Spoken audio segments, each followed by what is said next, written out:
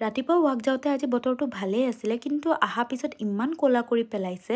আকৌ মোৰ তাতে এটা ফৰ্ম ফিল আপ কৰিব যাবলগীয়াও আছিলে। ব্ৰেকফাষ্টত মায়ে আজি চেৱাই বনাইছিলে আৰু চেৱাইটো মায়ে অলপ ডাঠকৈ বনায়, সেইকাৰণে বস্তুটো অলপ ক্ৰীম টাইপৰ হয় আৰু খাই খুব টেষ্টি লাগে। আপোনালোকেও এনেকৈ বনাই খাই ট্ৰাই কৰিবচোন।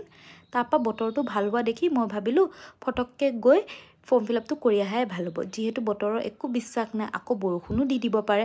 তাৰপৰা মই আকৌ বজাৰতো সোমালোঁ। দেখিছে নহয় গোটেই বোকাময় হৈ আছে। কালি ৰাতি বৰষুণ দিছিল যে, ভাবাতো নাছিলোঁ বজাৰত সোমাম বুলি, যিহেতু মই অকলে আহিছিলোঁ আৰু মই ফৰ্ম ফিল আপ কৰিবহে আহিছিলোঁ। কিন্তু আকৌ মোৰ ফ্ৰুইটছো শেষ হৈছিলে, চ' ভাবিলোঁ আহিছোঁ যদি কেইটামান ফ্ৰুইটছো একেবাৰে লৈ যোৱাই ভাল হ'ব। আকৌ ঘৰ পাই মেলি মায়ে মোক ফ্ৰুইটছ কাটি দিলে, সেইকেইটাকে খাই লৈ মই আকৌ কলপাত কাটিবলৈ লাগি গ'লোঁ। মানে আজি এটা কঁঠালো লৈ আনিছোঁ আৰু ভাবিছোঁ কালি ব্ৰেকফাষ্টত কঁঠালৰ পিঠাকে খাম।